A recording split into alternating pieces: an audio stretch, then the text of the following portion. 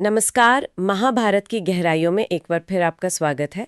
पिछली बार हमने आदि पर्व के शंभव पर्व में राजा ययाति की कहानी जहां छोड़ी थी, आज वहीं से आगे बढ़ेंगे, खंड 86 से। जी बिल्कुल। स्रोत हमारा वही है, महाभारत का मूल पाठ। हाँ। और आज हम देखेंगे ययाति का स्वर्ग से गिरना, फिर कुरुवंश को बचाने के वो खास तरीके, भीष्म की प्रतिज्ञाएं। हाँ, और धृतराष्ट्र, पांडु, विदुर का जन्म, बहुत कुछ है आज। बिल्कुल।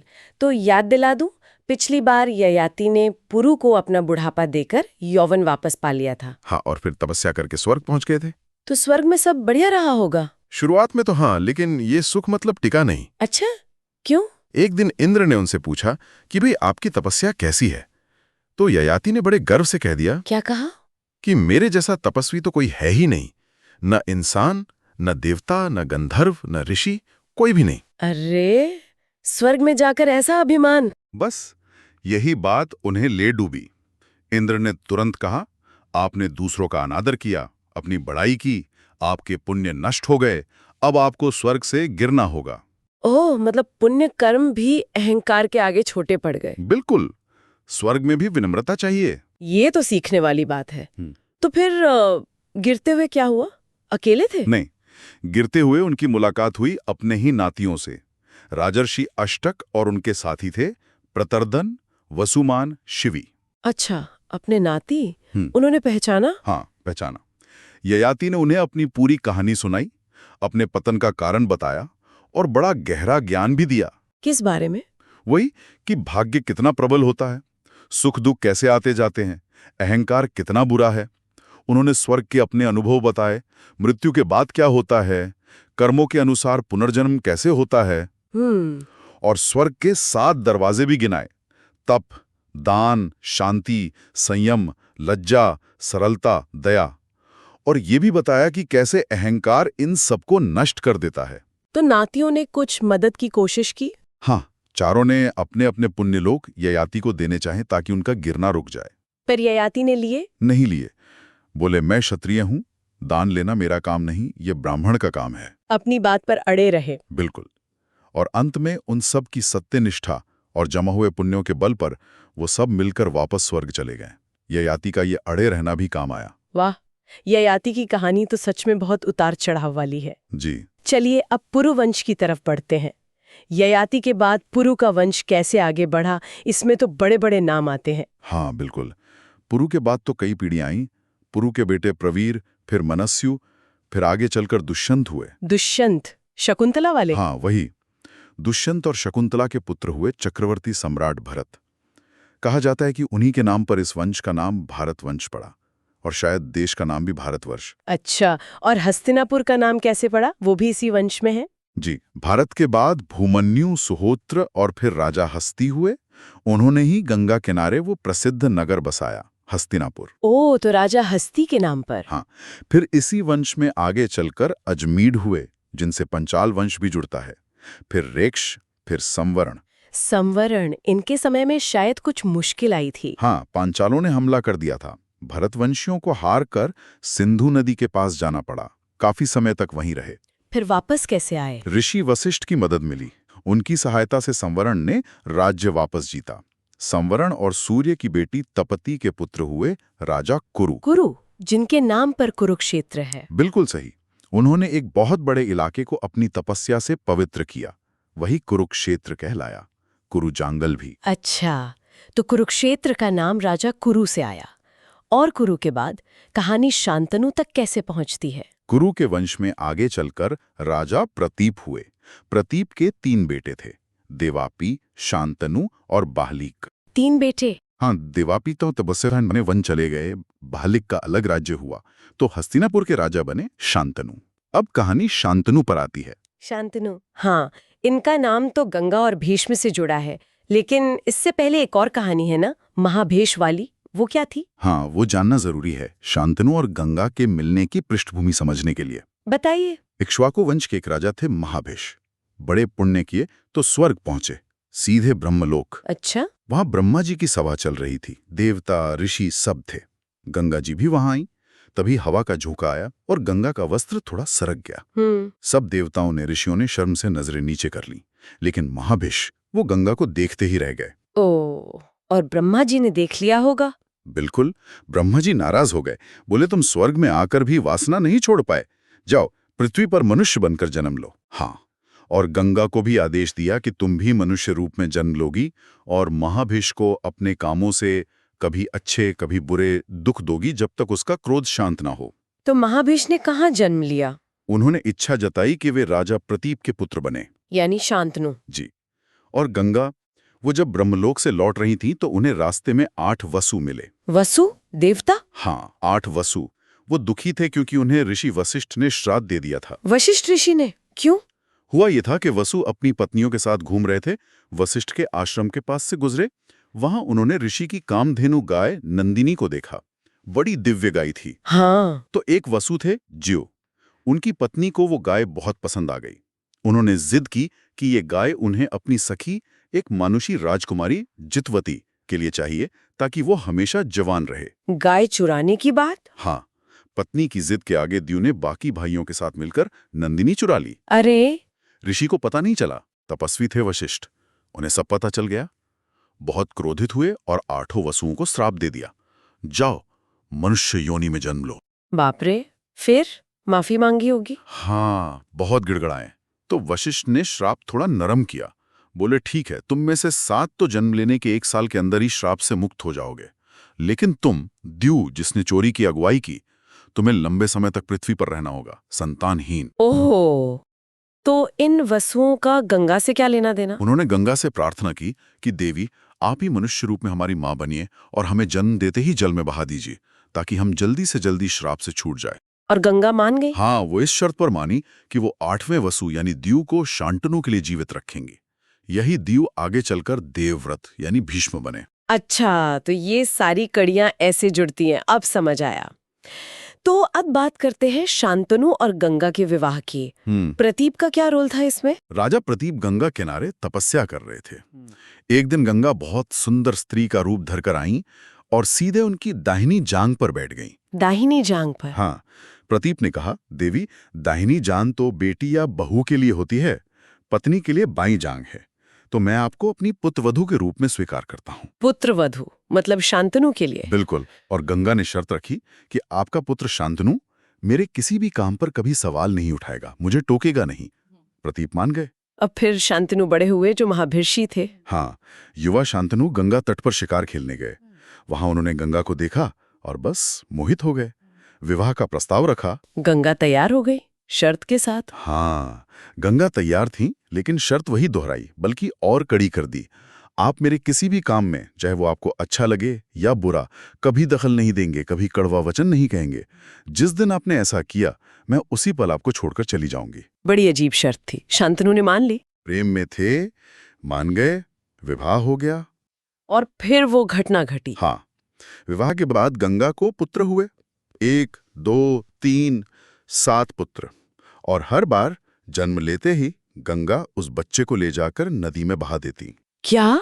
और शांतनु? शांतनु वचन से बंधे थे। दिल पर पत्थर रखकर चुपचाप देखते रहे। सोचिए, क्या गुजरी होगी उन पर, 7 बार अपने ही बेटे को मरते देखना। ओह, ये तो कल्पना से परे है। फिर 8वें पुत्र के समय क्या हुआ? 8वें पुत्र के जन्म पर शांतनु का सब्र टूट गया। वो खुद को रोक नहीं पाए। उन्होंने गंगा को टोका, रुको, तुम कौन हो? ये कैसा राक्षसी काम कर रही हो? अपने ही बेटों को क्यों मार रही हो? आखिरकार उन्होंने पूछ ही लिया। हाँ। गंगा रुकी, बोली, महाराज, आपने अपना वचन तोड़ दिया, अब मेरा यहां रहना संभव नहीं। चली गई वो। जाने से पहले उन्होंने अपनी पूरी पहचान बताई, वसुओं के श्राप की कहानी सुनाई कि कैसे वो उन्हें मुक्त कर रही थी। और उस 8वें बच्चे का क्या हुआ? गंगा ने बताया कि ये 8वां पुत्र वही शापित वसु द्यू है। इसका नाम देवव्रत है, गंगा दत्त भी कहते हैं। इसे मैं अपने साथ ले जा रही हूँ। इसकी शिक्षा दीक्षा पूरी करके इसे योग्य बनाकर आपको लौटा दूंगी। और वो बच्चे को लेके चली गई। हाँ, शांतनु अकेले दुखी मन से हस्तिनापुर लौट आए। देवव्रत कब लौटे फिर? कई साल बीत गए। शांतनु अच्छे राजा थे, प्रजा सुखी थी, पर मन में पुत्र वियोग था। एक दिन वो फिर गंगा किनारे गए। वहां देखा एक तेजस्वी लड़का अपने बाणों से गंगा की पूरी धारा रोक के खड़ा है। अद्भुत दृश्य था। वो देवव्रत थे? हाँ, जैसे ही शांतनु ने देखा, वो लड़का गायब हो गया। शांतनु समझ गए। उन्होंने गंगा का आवाहन किया, कहा, मेरा पुत्र मुझे दिखाओ। और गंगा आई? हाँ, गंगा उसी किशोर देवव्रत को लेकर प्रकट हुई। उन्होंने बताया कि देखो, तुम्हारा पुत्र कितना योग्य हो गया है। इसने वशिष्ठ से वेद सीखे हैं, शुक्राचार्य, उष्णा से नीति, बृहस्पति से देवशास्त्र और परशुराम से सारे अस्त्र शस्त्र चलाना सीखा है। ये हर विद्या में पारंगत है। वाह। फिर गंगा देवव्रत को शांतनु को सौंप कर चली गईं। शांतनु बहुत प्रसन्न हुए। हस्तिनापुर लाकर देवव्रत को युवराज घोषित कर दिया। चलो, यहाँ तक तो कुछ ठीक हुआ। शांतनु को उनका वारिस मिल गया। हाँ, सब ठीक चल रहा था। 4 साल बीत गए। फिर एक दिन शांतनु यमुना के किनारे घूम रहे थे। उन्हें कहीं से बहुत अच्छी दिव्य सी सुगंध आई। सुगंध? हाँ, वो सुगंध का पीछा करते हुए गए तो देखा एक नाव पर एक बेहद सुंदर युवती बैठी है। वो मछुआरों के सरदार निषादराज या दाशराज की बेटी थी, सत्यवती। सत्यवती? हाँ, इनका नाम तो सुना है। ये वही है ना जिन्हें पराशर ऋषि से? हाँ, जिन्हें व्यास का जन्म हुआ था।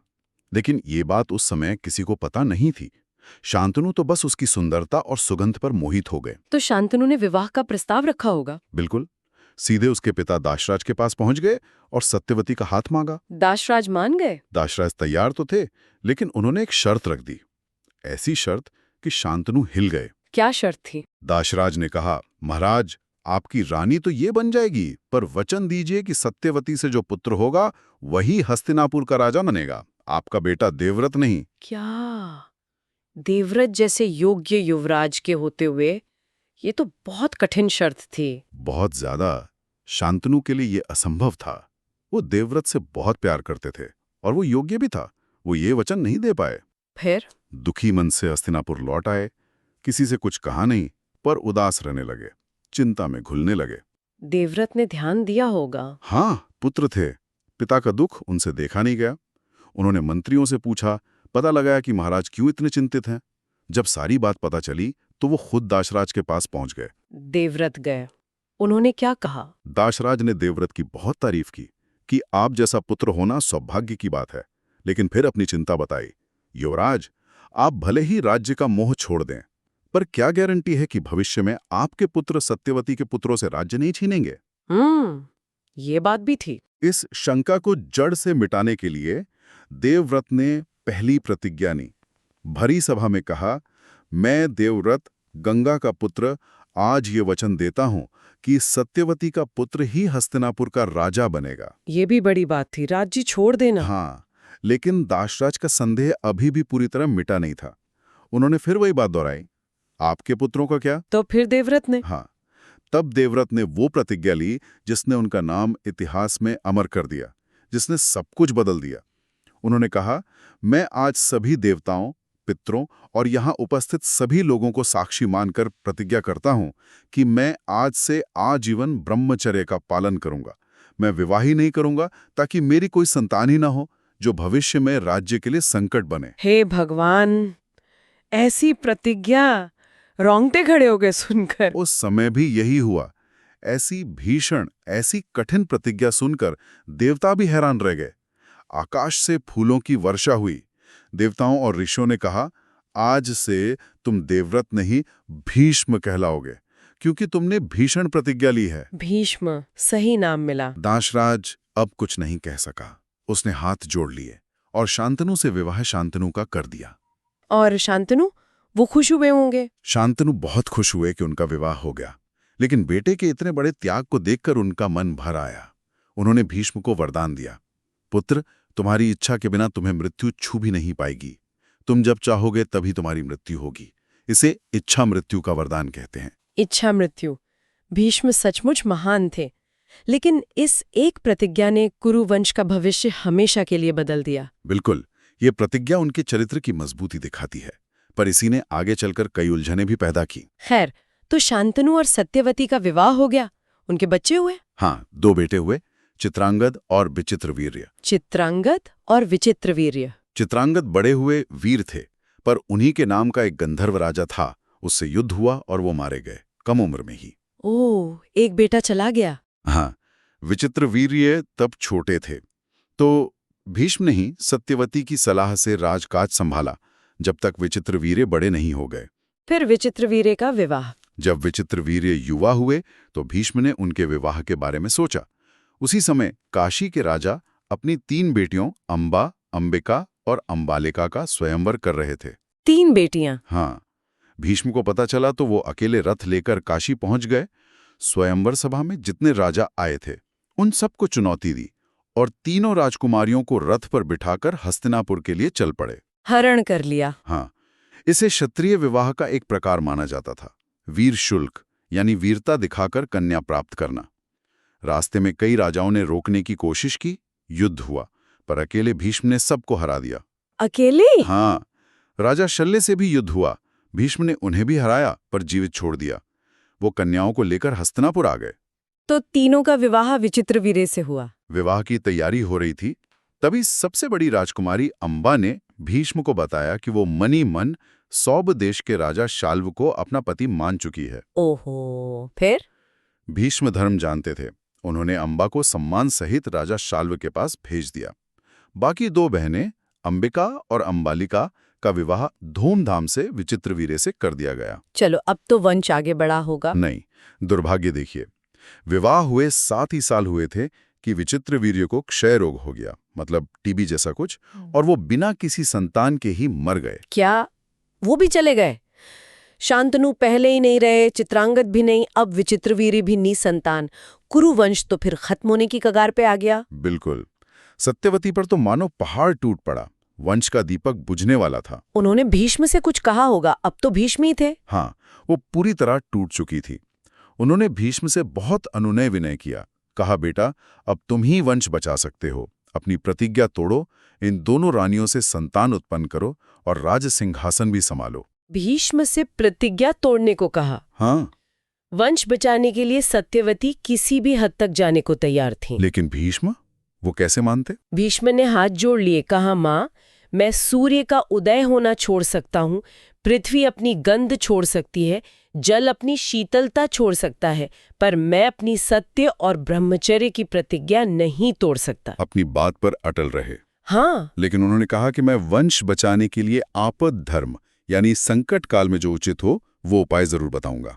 और उन्होंने नियोग प्रथा का सुझाव दिया। नियोग? ये क्या था? नियोग मतलब उस समय की एक व्यवस्था थी कि अगर पति संतान उत्पन्न करने में असमर्थ हो या उसकी मृत्यु हो जाए तो वंश चलाने के लिए पत्नी परिवार के बड़ों की आज्ञा से पति के भाई या किसी योग्य ऋषि से संतान प्राप्त कर सकती थी। अच्छा, ये मान्य था। हाँ, कुछ विशेष परिस्थितियों में भीष्म ने उदाहरण भी दिया कि कैसे पहले परशुराम ने जब सारी क्षत्रियों को मार दिया था तब क्षत्राणियों ने ब्राह्मणों से नियोग द्वारा ही क्षत्रिय वंश को फिर से स्थापित किया था। उन्होंने सुझाव दिया कि किसी गुणी ब्राह्मण को बुलाकर विचित्रवीर्य की पत्नियों से संतान उत्पन्न करवाई जाए। तो किसे चुना गया? यहीं पर सत्यवती ने वो राज खोला जो उन्होंने सालों से छुपा रखा था। कौन सा राज? उन्होंने बताया कि विवाह से पहले यमुना द्वीप पर महान पराशर ऋषि से उन्हें एक पुत्र हुआ था। वो पुत्र कोई और नहीं, वेदों का विभाजन करने वाले महान तपस्वी कृष्ण द्वैपायन व्यास थे। व्यास?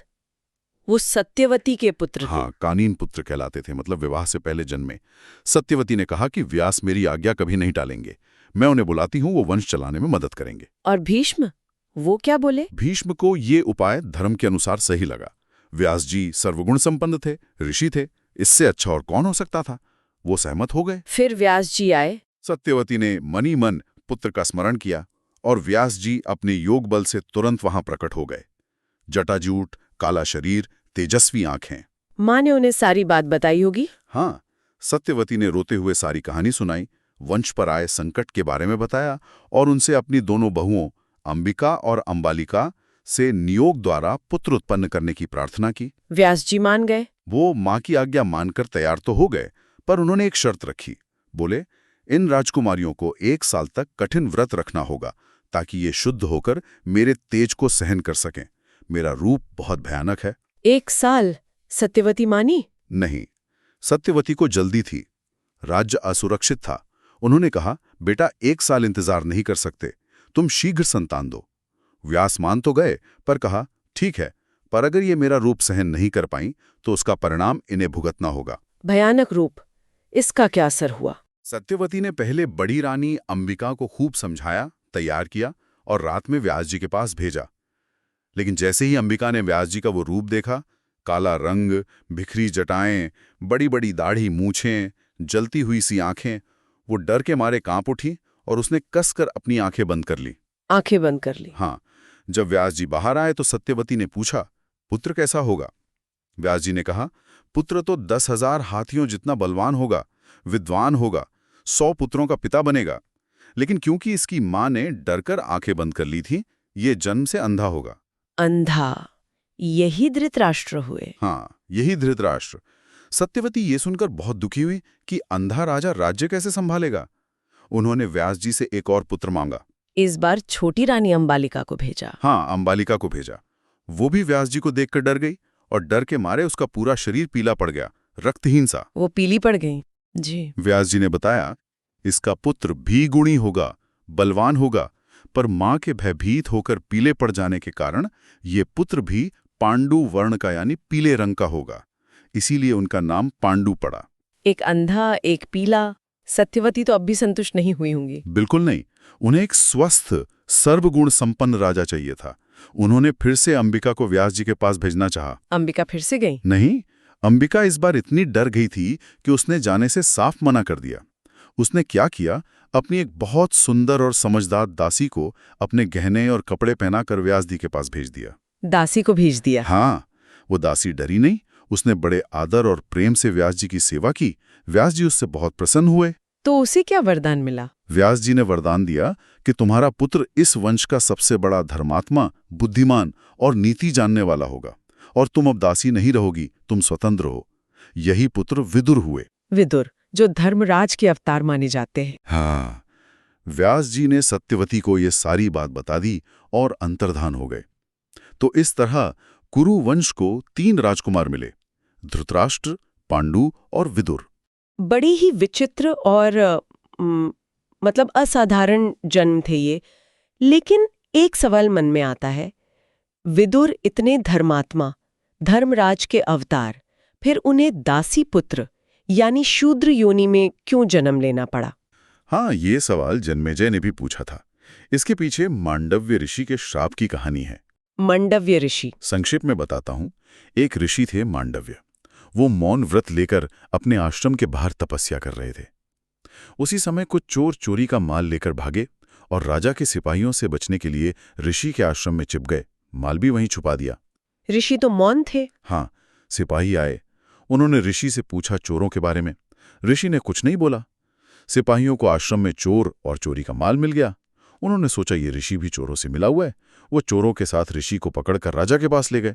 और राजा ने? राजा ने भी बिना पूरी जांच किए सबको सूली पर चढ़ाने का हुक्म दे दिया।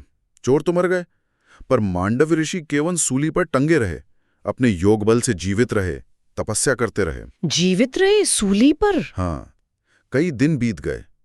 दूसरे ऋषियों ने यह देखा तो राजा को बताया कि आपने बहुत बड़ा अनर्थ कर दिया है, ये महान तपस्वी हैं। राजा भागा भागा आया, ऋषि से क्षमा मांगी, सूली से उतारने की कोशिश की।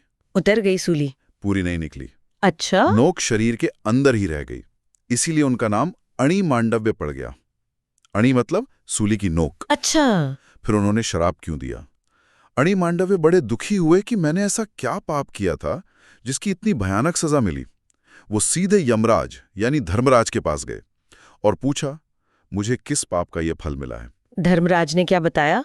धर्मराज ने अपने रिकॉर्ड देखकर बताया कि जब आप बच्चे थे तब आपने खेल खेल में एक छोटे से कीड़े, तितली या फतिंगे को सींग चुभो दी थी।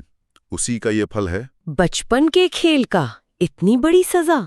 मांडव्य ऋषि को बहुत क्रोध आया। बोले, धर्मराज, शास्त्रों के अनुसार 12 या 14 साल की उम्र से पहले बच्चे द्वारा अनजाने में किए गए पाप का फल नहीं मिलता। तुमने धर्म का विधान जाने बिना एक छोटे से बचपन के अपराध के लिए मुझे, एक तपस्वी ब्राह्मण को, इतनी कठोर सजा दी। ये घोर अन्याय है। इसलिए मैं तुम्हें श्राप देता हूं कि तुम मनुष्य योनि में एक शूद्र स्त्री के गर्भ से जन्म लोगे। ओहो, तो धर्मराज को श्राप मिला? हाँ, और वही धर्मराज इस श्राप के कारण विदुर के रूप में उस दासी के गर्भ से जन्मे। ये कहानी कर्मफल की जटिलता को भी दिखाती है। वाकई बहुत गहरा रहस्य है इसके पीछे। खैर, तो अब तीनों राजकुमार बड़े हुए, धृतराष्ट्र, पांडु, विदुर। जी। भीष्म पितामह ने उनका पालन पोषण बड़े अच्छे से किया। तीनों को वेदों की, शस्त्र शास्त्र की, राजनीति की, हर तरह की शिक्षा दिलवाई। कौन किस चीज में ज्यादा निपुण हुआ? धृतराष्ट्र शरीर से बहुत बलवान थे, पांडु धनुष चलाने में अद्वितीय थे, और विदुर वो धर्म, अर्थ, नीति और दूरदर्शिता में सबसे आगे थे। राजा कौन बना? राजा पांडु बने, क्योंकि धृतराष्ट्र जन्म से अंधे थे, इसलिए वो राजा बनने के योग्य नहीं माने गए।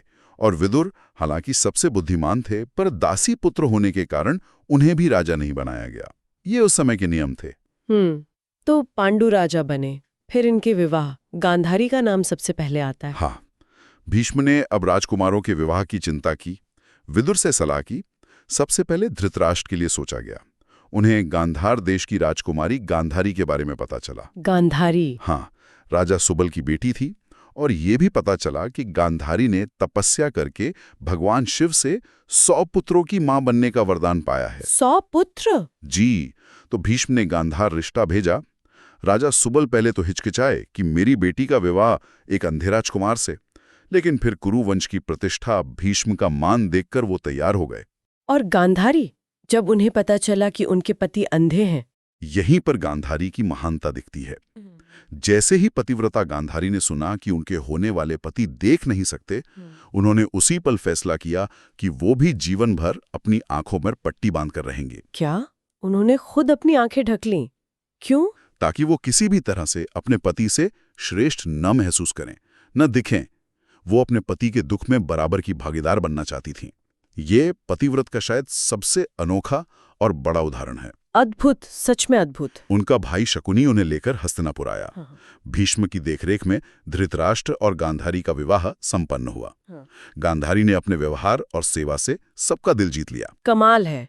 आज तो हमने कुरुवंश की कहानी में बहुत आगे तक का सफर तय कर लिया। जी हाँ। ययाति के स्वर्ग से गिरने और फिर उठने से लेकर भरत और कुरु जैसे राजा, हस्तिनापुर की स्थापना, फिर शांतनु, गंगा, वसुओं का श्राप, देवव्रत का जन्म, और फिर भीष्म की वो भीषण प्रतिज्ञा जिसने सब कुछ बदल दिया। हाँ, और उस प्रतिज्ञा के कारण वंश पर आया संकट, विचित्र वीर्य की मृत्यु और फिर नियोग जैसी प्रथा का इस्तेमाल, जिसे व्यास जी द्वारा धृतराष्ट्र, पांडु और विदुर का जन्म हुआ। हर जन्म के पीछे एक कहानी, एक जटिलता। और अंत में मांडव्य ऋषि का श्राप और गांधारी का वो अविश्वसनीय पतिव्रत। ये सारी घटनाएं महाभारत की आगे की कहानी की मजबूत नींव रखती हैं। बिल्कुल, ये सिर्फ कहानियां नहीं हैं, ये हमें सोचने पर मजबूर करती हैं। कर्म क्या है? भाग्य क्या है?